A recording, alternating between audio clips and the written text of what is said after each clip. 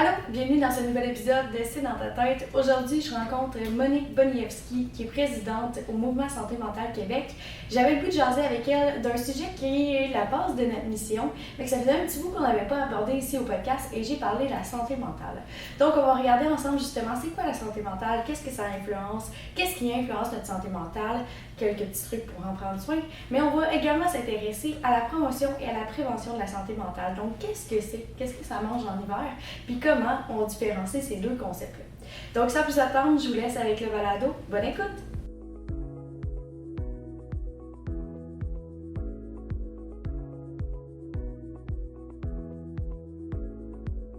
Salut Monique! Salut. Merci d'avoir accepté l'invitation de participer au balado. D'abord et avant tout, j'aimerais ça que tu te présentes pour les gens qui te connaissent peut-être pas. Je suis Monique Boniewski. Je suis directrice à l'Association canadienne pour la santé mentale à la filiale de Québec. Je suis aussi présidente du mouvement Santé mentale Québec, dont on fait partie depuis le début. Je travaille en santé mentale depuis fort longtemps. Je fais toujours des blagues depuis avant hier, mais la réalité, c'est plus depuis fort longtemps. Je suis à la filiale depuis 27 ans. Quand même. Et puis j'ai toujours eu une préoccupation de travailler en cherchant, en se disant, en psychologie à la base, on travaillait beaucoup à cibler ce qui ne fonctionnait pas, puis d'essayer de le réparer, puis d'essayer de répondre aux carences. Puis moi, je me disais, ouais, mais ce serait intéressant de regarder ce qui fonctionne. Ben oui. Puis ce qui marche, puis comment est-ce qu'on est capable de reproduire ce qui fonctionne auprès des gens. Fait que ça a toujours été ma préoccupation, puis c'est pour ça que je me suis retrouvée à l'association, je pense. Puis c'est aussi pour ça que j'y suis restée. Puis avec les années, je trouve qu'on a trouvé beaucoup avec l'évolution, avec la santé mentale positive, les concepts avec la psychologie positive.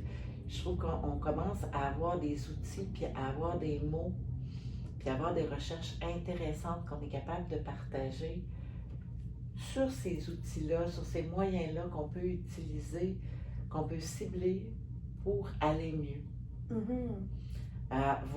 Minimalement conserver ce qu'on a. Ouais. Fait que ça, je trouve que c'est intéressant. Puis je trouve qu'on a vraiment maintenant beaucoup de choses à partager avec les gens. Ma formation, moi j'ai un bac en psychologie, j'ai fait une maîtrise en orientation.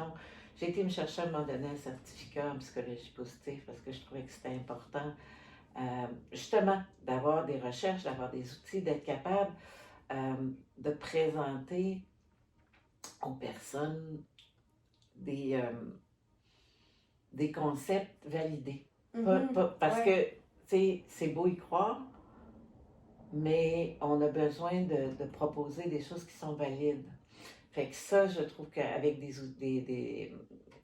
ces études-là, ça m'a permis aussi d'aller chercher un discours qui était validé par des recherches par des scientifiques intéressants. Fait que voilà, c'est de là que j'arrive. C'est un beau, grand bagage. Ce qui fait de toi vraiment l'invité parfaite pour venir nous parler de santé mentale, de qu'est-ce que c'est quoi la promotion, c'est quoi la prévention, c'est quoi la différence, comment on peut en prendre soin de notre santé mentale. Fait que c'est vraiment ce qu'on va explorer globalement aujourd'hui pour différencier c'est quoi les concepts. Puis ça faisait longtemps, c'est dans ta tête qu'on n'en avait pas parlé, puis c'est quand même important, c'est quand même la base de ce qu'on fait comme travail. Donc vraiment, j'ai le goût de te demander, pour toi, ça se définit comment la santé mentale?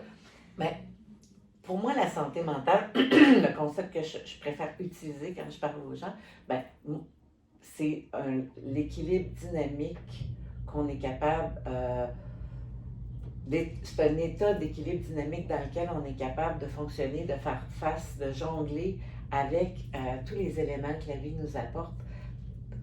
Maintenant, on va dire dans un contexte culturel donné, parce que ça peut être, c'est peut-être pas toujours la même chose d'une personne à une autre. Mais quand je te dis ça comme ça, la façon que j'aime l'expliquer aux gens, c'est l'équilibre du jongleur. La personne qui est capable de jongler à tous les jours, tu sais, avec différentes balles que la vie lui apporte, tu sais, son travail, sa famille, ses relations, même ses loisirs. Puis la façon dont on va jongler avec tout ça qui va faire qu'à un moment donné, parfois on va avoir besoin, on va avoir des balles qui vont être plus pesantes que d'autres. Puis on va avoir besoin d'aide pour jongler. Ou à d'autres moments, je ne sais pas si vous avez déjà vu des super jongleurs, là, qu'on a l'impression que les balles ne bougent même pas. Il y a des moments comme ça dans la vie où on a l'impression que tout va bien, puis que ça demande peu d'efforts pour que tout se tienne en place. Fait que c'est un peu comme ça que j'aime définir la santé mentale. C'est vraiment cet état d'équilibre-là. C'est aussi quelque chose qui est en lien avec la culture dans laquelle on est, parce qu'on ne jongle pas de la même façon, on n'a pas les mêmes priorités. C'est en lien aussi avec l'âge qu'on a.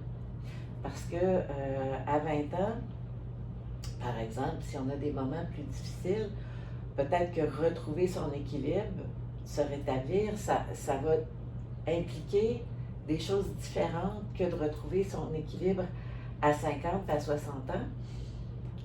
Mais ça va être quand même retrouver son équilibre. Puis pour toi, peut-être que ton équilibre, c'est quelque chose de plus particulier que pour moi. Fait que être en bonne santé mentale, pour moi, ben, ça peut être d'avoir une famille qui fonctionne bien, des amis, un travail, mais pour quelqu'un d'autre, ça pourrait être d'avoir du bénévolat, d'aller faire des voyages. C'est assez vaste, mais c'est quand même cette impression-là, j'aime dire que quand les choses vont relativement bien, quand tu es en bonne santé mentale, c'est l'impression que tu as quand tu te lèves le matin, que tu vas être capable de faire face à ta journée. Que ce soit des choses positives qui t'arrivent, que tu puisses mettre exploiter ton potentiel, autant que ce soit des événements plus pénibles puis que tu sois capable de faire face. Fait que je pense que la santé mentale, ça englobe tout ça. Oui, puis en même temps, ce qu'il faut en comprendre, c'est que on peut avoir une bonne santé mentale, même si on a une problématique de santé mentale. Parce que souvent, c'est ça, on parle de santé mentale d'un point de vue problématique, d'un trouble, mais c'est pas tout à fait ça, là. Je sais pas si tu as remarqué que j'ai pas parlé de c'est trouble. ça. J'ai pas parlé de maladie, j'ai pas parlé j'ai parlé de faire face à des situations difficiles avec cette capacité-là qu'on a d'y faire face. Fait qu'être en bonne santé mentale, tu peux le comparer à être en bonne santé physique. On connaît des gens qui sont en bonne santé physique, qui vivent avec, par exemple, des problèmes chroniques, comme des problèmes de cœur, comme des problèmes de diabète, et qui, quand tu les regardes, quand tu les vois fonctionner, sont plus en forme que toi puis moi. Fait que moi, je compare ça à être en forme. Tu comprends? Être en bonne santé mentale, c'est un peu comme être en forme. Et on a tous une forme particulière. Ça veut dire que peut-être que toi, si tu t'entraînes au maximum, tu vas être capable de monter l'Everest. Mais moi, si je m'entraîne au maximum, probablement que je ne serai pas capable. Et pourtant, je vais quand même être en bonne santé. Fait que c'est important de faire ces différences-là. Et c'est un choix que j'ai fait de ne pas te parler de problèmes et de maladies. Parce que c'est tellement facile de limiter le terme de santé aux problèmes, surtout quand on parle de santé mentale. Tu sais, je fais l'expérience quand j'offre des groupes, quand j'offre des conférences, souvent je vais demander aux gens qu'est-ce que vous entendez quand je dis le mot santé mentale. Et là, les gens lèvent la main, puis ils vont me parler de problèmes. Je dis en moyenne, je vais avoir 8 personnes qui vont me parler de dépression, une personne qui va me parler d'un autre problème. Puis une personne va me dire, mais non, c'est un état de bien-être, c'est un état d'équilibre, c'est un moment où on est à l'aise. Fait qu'on comprend que c'est souvent, quand on parle de santé mentale, on se réfère au problème et pas au concept de santé. Alors que quand on parle de santé physique, on ne le fait pas ça. C'est très rare qu'on va dire, si je te dis qu'est-ce que c'est la santé pour toi, tu vas me répondre, ben c'est le cancer. Tu vas me dire, c'est l'absence. Puis ça, c'est intéressant parce qu'on arrive à dire aussi qu'être en bonne santé mentale, c'est pas l'absence de maladie. C'est quelque chose d'autre. Parce que tu pourrais ne pas avoir aucun problème de santé mentale et quand même te sentir mal et quand même être dans un état de lassitude ou vivent un moment extrêmement pénible, mais qui serait non diagnosticable, qui serait juste un moment difficile. Fait que ça, je pense que c'est important de se souvenir de ça. Être en santé, c'est pas l'absence de maladie. Peu importe qu'on parle de santé physique ou qu'on parle de santé mentale. Et c'est super. Ben, je pense que c'est plus clair. Puis d'un autre côté, il ne faut pas que les gens se sentent coupables non plus de penser ça parce que c'est beaucoup dans le dialogue sociétal qu'on a. Mais tu sais, c'est important de voir la différence aussi. Tu sais, je pense que ça a été, je pense, et ça vient pas du fruit des recherches, mais ça vient plutôt de mon expérience. Je pense qu'on va utiliser le terme santé mentale pour parler de problèmes, de maladies, de troubles, parce que on veut déstigmatiser. Ouais. Mais je suis pas sûre que c'est efficace.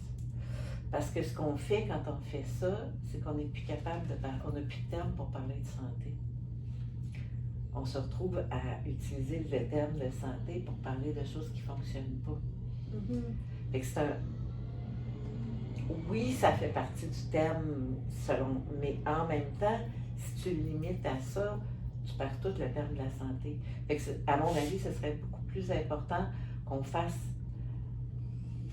travaille sur les préjugés qui sont associés à certains troubles puis à certains problèmes de santé mentale que de travailler à utiliser un terme qui n'est pas tout à fait le bon pour décrire des situations. Fait que c'est dans ce sens-là, je pense qu'il y a beaucoup de travail à faire sur la déstigmatisation. Ça, c'est vrai, ça, c'est important. Oui, tout à fait. Mais je ne suis pas certaine que le fait de changer les termes, ça enlève les préjugés. Ce soit la bonne méthode. Oui. C'est bon. Puis là, justement, je trouve ça bien ce qu'on vient de nommer parce que ça m'amène à faire le pont un petit peu sur le continuum des services en santé mentale. Souvent, quand on parle de santé mentale, justement, on pense à intervention.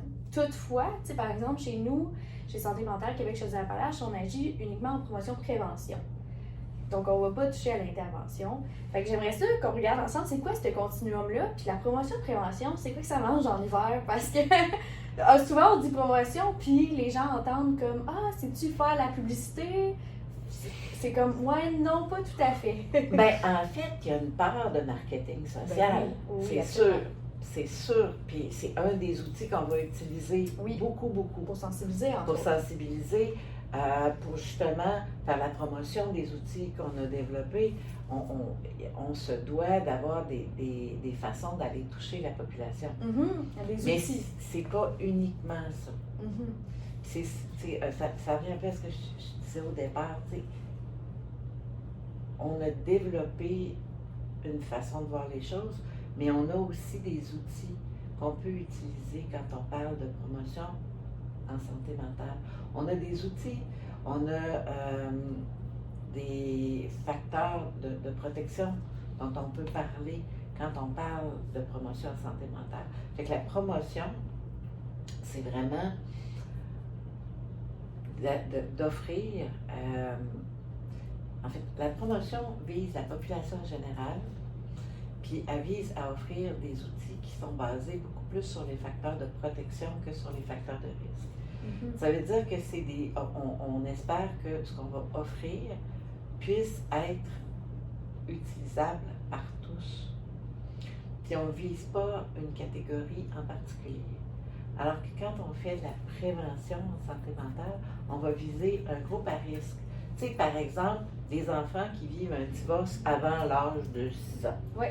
Puis on va leur offrir des groupes d'entraide pour abaisser le risque de façon à ce qu'ils soient, mettons, moins à risque de développer certaines problématiques. Fait que ça, c'est de la prévention. Oui. Fait qu'en prévention, on prévient des troubles. En promotion, on essaie d'offrir des outils aux personnes, aux collectivités, de façon à ce qu'on puisse conserver ou améliorer ce qu'on a. Fait que ça, c'est la différence principale. En fait, on va dans la même direction, dans le sens qu'on veut que les gens aillent bien. Fait que ça, c'est clair. Mais la façon, les personnes qu'on va viser, puis la façon dont on va le faire va être différente dans les deux cas. Ben, dans le fond, c'est ça. La promotion, entre autres, c'est tout le monde. Fait que, idéalement, tout le monde, on vise à avoir un sentiment de bien-être psychologique. Donc, ça se fait à travers les facteurs de protection. C'est quoi un facteur de protection? Ben, en fait, il y a plusieurs facteurs de protection. Un facteur de protection ou un facteur de robustesse, selon le terme que tu préfères utiliser, c'est un facteur qui protège, qui est comme un filet de sécurité contre dans les moments difficiles par rapport à des problèmes spécifiques. Fait qu'un facteur de protection, par exemple, avoir une bonne estime de soi, c'est un facteur de protection. Puis tu dis, ouais, comment? Ben, tu sais, quand tu as une bonne estime de toi, puis que tu rates un examen, en général, tu vas dire, ah, c'était dur, c'était vraiment un examen compliqué, je regarde autour, ça a été difficile pour tout le monde, puis la prochaine fois, ça va aller mieux. Et tu ne te remets pas en question. On ne remet pas notre valeur en question pour Exactement. un examen. Alors que quand tu as une estime de toi plus fragile, tu deviens plus vulnérable, tu te dis, où est-ce que je n'étais pas correct? Ah, j'ai réussi jamais mes examens. Moi, je ne suis pas à la hauteur de ce qu'on m'a demandé. Et souvent, ça va faire que ça va être encore plus difficile au prochain. Fait que l'estime de soi, de la même manière qu'avoir un bon réseau social, face au même examen, je t'appelle, je dis, hey, Caroline, ça a super mal été. On jase, puis, oups, je me remets. Ça va mieux. Ça va mieux. Si je suis seule pour faire face à ça, ça peut être plus difficile. Fait que, même chose pour un divorce, même chose pour tout ce qui va être justement facteur de risque les facteurs de protection vont nous aider à passer au travers. Ils vont nous soutenir. C'est un filet de sécurité quand les choses sont plus difficiles. Puis il y en a de tout ordre, parce que là, je t'ai parlé d'un facteur interne, mais tu sais, ça peut être un facteur externe. Ça peut être d'avoir un logement. Mais oui, oui. Puis, tu sais, avant, on parlait de ça, avoir un logement, puis bon, mais aujourd'hui, tu sais, tu regardes, il y a beaucoup de personnes qui ont des logements, mais qui ont peur de les perdre, qui stressent. Fait qu'avoir un logement stable, se sentir en sécurité, ça va avoir un impact sur ta santé mentale. Avoir un niveau financier adéquat pour être capable de faire face aux demandes que la vie t'impose. Puis là, je parle pas ni d'être riche, ni d'avoir un certain montant. Je parle d'être capable de faire face. D'être confortable, oui, d'être capable de faire face. C'est de ne pas toujours être dans l'inquiétude, comment je vais faire pour y arriver. Fait que tu as des facteurs vraiment externes. Vivre dans une communauté, une collectivité compréhensive, où il y a de l'espace pour la différence, par exemple. Oui, ouvert d'esprit, inclusion. Oui. Fait que ça va. Fait on voit, il y a des facteurs qui sont vraiment personnels, mais il y a des facteurs qui sont communautaires, collectifs. Parce que ça aussi, on l'oublie souvent. Tu sais, on parle souvent de la santé mentale comme étant, OK, ben c'est si toi tu vas bien, mais il y a aussi tout l'aspect de la communauté dans laquelle on vit aussi, là, qui favorise ou non une bonne santé mentale, là, justement, là, les déterminants sociaux de la santé, là, comme on les appelle. Là. Tu sais, on vient d'en nommer, si on est capable de se loger, de se nourrir, mais c'est aussi tout ce qui est une question de scolarité, l'accessibilité à un bon revenu, tu sais, c'est plus complexe que ce qu'on pense. J'aimerais ça finir avec, c'est quoi les conseils justement en tant qu'individu, mais aussi en tant que collectivité, qu'est-ce qu'on peut faire pour favoriser une bonne santé mentale? C'est une bonne question. Oui, mais parce qu'il y en a tellement. Oui. Tu vois, c'est souvent l'inverse de ce qu'on vient de parler. C'est sûr que de faire attention à son réseau social, autant pour soi-même que pour les gens autour de nous, ça va avoir de l'importance. Faire prendre... Puis quand je dis faire attention, ça veut dire des fois de prendre le temps d'appeler des gens. Puis je dis appeler, mais ça peut être leur envoyer un texte, un messenger, peu importe, un courriel. Mais de prendre le temps de nourrir, de conserver nos relations.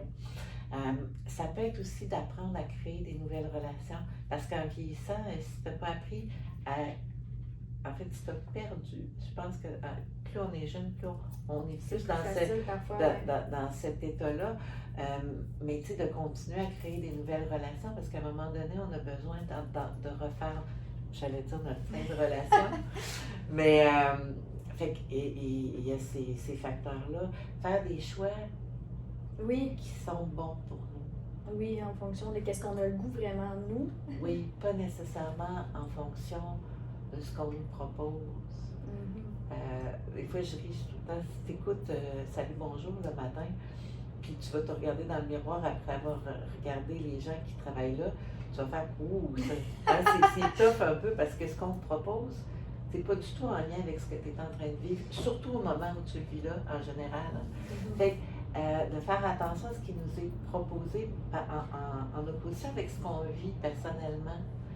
Puis d'être capable de dire, ouais, ça, moi, ça me nourrit. Puis ça, non, les autres, ils aiment ça, puis c'est correct, mais moi, je suis moins à l'aise là-dedans. Tu sais, respecter notre rythme, la façon dont on a le goût d'être en relation, le type d'environnement, quand on est capable.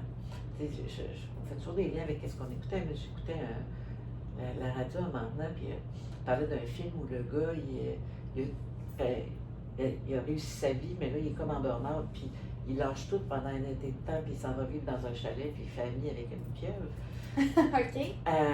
Mais tu sais, puis en même temps, il disait, ouais, mais la plupart des gens n'ont pas les moyens de prendre un été de temps, puis d'aller faire ami avec une pieuvre, tu sais. C'est ça, effectivement. Fait que des fois, tu sais, ce qu'on nous propose, c'est pas toujours en lien avec ce qu'on est capable de faire. C'est des choix qu'on n'est pas... On ne peut pas se le permettre. Mais c'est jusqu'où on peut se permettre des choix qui sont bons pour nous. Puis ça c'est questionnable, parce que souvent, on va se refuser des choses qui sont bonnes pour nous. Ouais. C'est pas évident. Plusieurs prétextes, plusieurs justifications. On va plutôt aller chercher des choses qui conviennent aux gens autour, à l'image qu'on veut projeter. Fait que ça, je pense que c'est important. Savoir se connaître. Oui, mais oui. C'est au niveau personnel. Et se reconnaître, parce que on n'est peut-être pas exactement la même personne qu'on était il y a 5 ans. Fait que se connaître, c'est une chose, mais peut-être que il y a un fond qui va rester, on sait, mais il y a des choses qui sont fluctuantes. On est capable de changer notre vision des choses. On est capable d'adaptation. Fait que se reconnaître, voir où on en est rendu, puis des fois reculer en arrière, dire ouais, ça, j'avais le goût de faire ça. Puis pendant quelques années, je ne pouvais pas. Pourquoi je recommence pas à faire ça? Pourquoi j'y vais pas? Fait que, je pense qu'à la base, se connaître, se reconnaître, puis on tombe dans les 7 astuces sans même s'en rendre compte, sans même vouloir les nommer. C'est là qu'on se retrouve dans des trucs qui sont personnels, puis qui nous permettent soit moi j'aime bien conserver ce qu'on a de bien-être ou l'améliorer. Ouais. C'est le bonifier dans certains ou cas. Le maintenir. Ouais. Des fois, c'est même le créer dans certaines situations. Mais, tu sais, on parle plus souvent de maintenir ou améliorer. Oui, parce que je pense qu'on ne part jamais de zéro. Non, c'est ça, à moins que quand on est tout petit, là, mais même à ça, on n'a jamais à zéro. C'est vrai qu'on a quand même un état de bien-être, je pense, général, puis il peut aller plus bas, plus haut. Puis... Ouais. Fait que à partir de là, minimalement garder ce qu'on a, puis développer par-dessus, tu sais, je pense que ça, c'est important. T'aurais-tu un conseil pour les personnes qui nous écoutent, mettons, pour faire le premier pas pour justement maintenir ou améliorer notre santé mentale? Moi, je dirais, donnez-vous du temps. Ah, c'est bon, ça. Parce que j'ai remarqué avec les années qu'on propose plein d'affaires. On dit, ah oui, ça serait intéressant, tu pourrais faire ça. Puis, mais, tu sais, ça prend du temps. Oui. Se reconnaître, ça prend du temps. Puis c'est drôle parce que pour la plupart des gens, c'est une évidence que le matin, ils vont se peigner, ils vont se regarder dans le miroir, ils vont se maquiller dans certains cas, mais tu sais, ils vont placer leurs cheveux, ils vont se raser, ils vont se préparer pour rentrer. Mais minimalement un temps comme ça pour se regarder soi-même, tu sais, à l'intérieur. Oui, je vois ça dans le miroir. Est-ce que ça reflète ce que je vis à l'intérieur? Est-ce que je prends le temps d'en prendre soin de ça? Fait que ça prend du temps. Oui, prenez le temps. Oui, je vous invite à prendre du temps. Ça. Oui. C'est vraiment un beau conseil. Merci beaucoup, Monique. Ça fait plaisir. C'était vraiment un bel épisode. Merci beaucoup. Merci.